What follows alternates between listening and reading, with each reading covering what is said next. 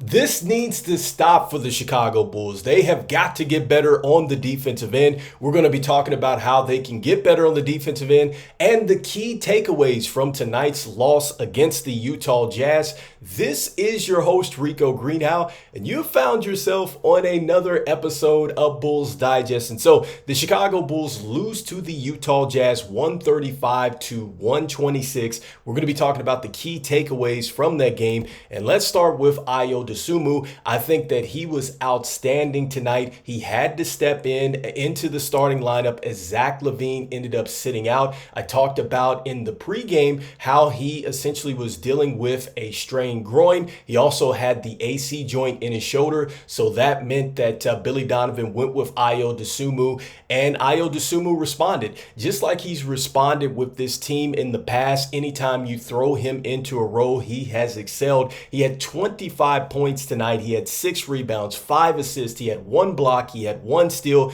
and he was +2 in the plus-minus box score. I love the fact that Ayo Dosunmu really brought the mental toughness to this team tonight on the offensive end and the defensive end. At times, he was the one-man fast break out there, really trying to help this team stay in it on both ends of the floor. And like I've said before, Ayo Dosunmu is a player that the Chicago Bulls absolutely should build off of, And I love the fact that he's only shooting 17% from downtown, but I think that I love the mental toughness with Ayo because he's still able to go out there, impact this team on the offensive end, even though he's not shooting the ball very well. And you know that that is going to turn around. This is a player that I'm not worried about when it comes to turning it around and that shooting percentage from downtown. I think that we're going to see some more good things from Ayo Dosunmu, but he really had a good night tonight. And so next up, the next player that really stood out tonight, that was going to be Coby White. And so I think Coby White, just like Ayo,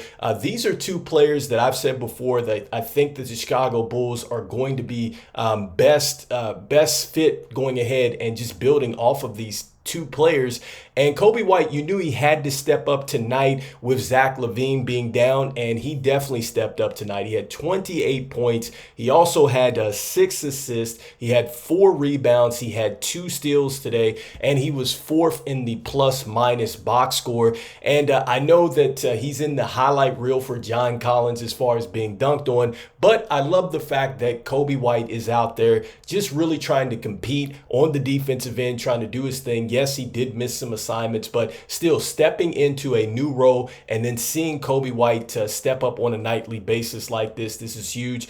This is something that the Chicago Bulls certainly can build upon. So next up, the next player that really stood out to me is going to be THT. And so THT off the bench here, he had a lot more minutes tonight. He went to the free throw line 7 times tonight. He also had 10 points. He had 6 rebounds. He had 4 assists. And for those minutes, he actually had 28 minutes today. He was +7 in the box score. He led the team in that category. And so, look, THT just really shows, I think, that if you give him the minutes, that he is going to be able to do something productive for this team. And I know, there has been times in his career where, he's not, played well, but that happens with just about any player. But I think really that's what we're seeing with this team. Every time that THT has been given an opportunity, I think that he's come in, he's been a person that's gone out there and gotten buckets. He finds ways to stack this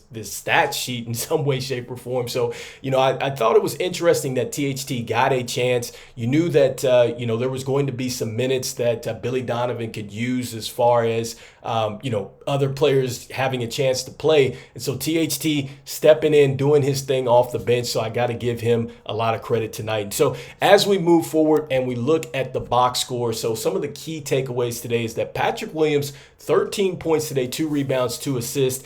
He did foul out today. He really was challenged on the defensive end. And I think that just as a whole, like Utah pretty much came in and they got anything that they wanted to get on the offensive end. We're going to talk about that. But that's one takeaway here from the box score. Next up, just kind of looking at the box score and looking at the rebound totals in which we got beat in that. You see that Vooch had 10 rebounds today. He did his thing, 23 points today. He also had 10 rebounds as well. And he was a plus in the minus score. He was 0, but he was a plus in the plus minus box score tonight. So Vooch kind of did his thing with 23.6 assists and the 10 rebounds. And, he also had 3 blocks too. But aside from Vooch getting these rebounds, we saw that Josh Giddey, he's our second leading rebounder on the team. He only had 2 today. And we just didn't have, that good of an effort as far as rebounding the basketball. That's something that as a team we've been very good at. And we got crushed on that area today, particularly the Jazz beat us in that 49-36. And I just think that the Utah Jazz just came with a lot more physicality today. And you saw that chippiness come in. And, I would think that the Utah Jazz were 6-0, not 0-6 the way that they came in.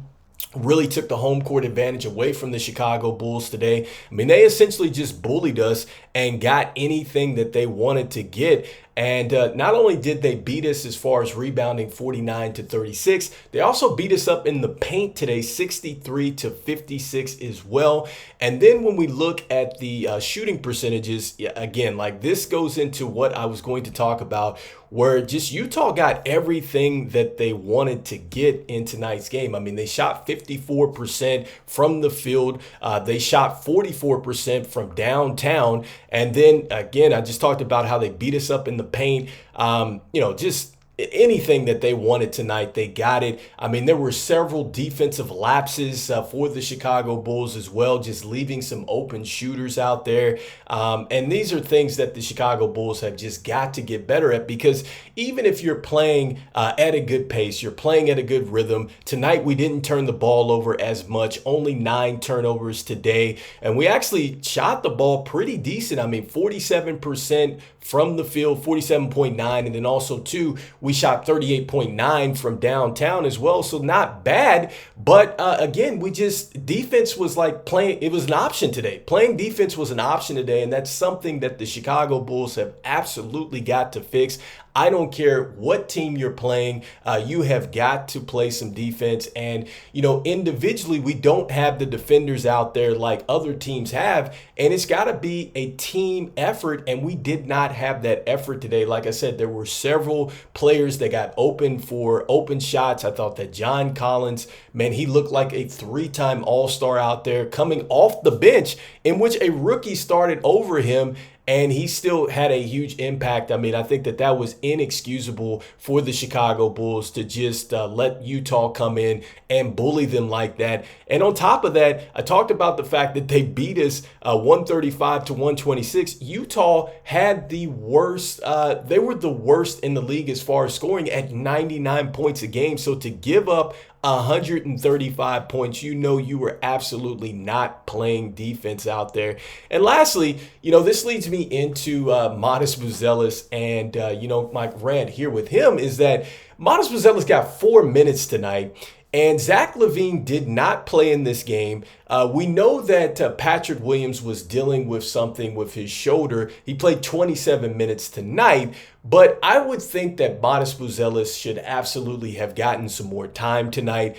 And I get the fact that Modest Buzelis may not be a huge impact right now, and I understand taking him down to the G League and letting him get reps. But one of the things that Casey Johnson said during the broadcast is that Modest Buzelis is not really concerned or thrown off by the speed of the game. It's more so the physicality of the game. And I'm thinking to myself, okay, if he's coming from the G League, he's already dealt with that type of physicality. The only way he's going to get used to playing a player like a John Collins or Ben Simmons or whoever we're playing is he's actually got to get out there and get some reps. And Utah, on the flip side, when you look at it, Cody Williams played 30 minutes tonight, and then you had Cal Filipowski. He played 17 minutes, and he started over John Collins. And so, look, I know Utah is going in a different direction. They're now 1-6, but at some point, I get you're trying to win, but you have got to prioritize the player development in there as well. And with Modest Buzelis,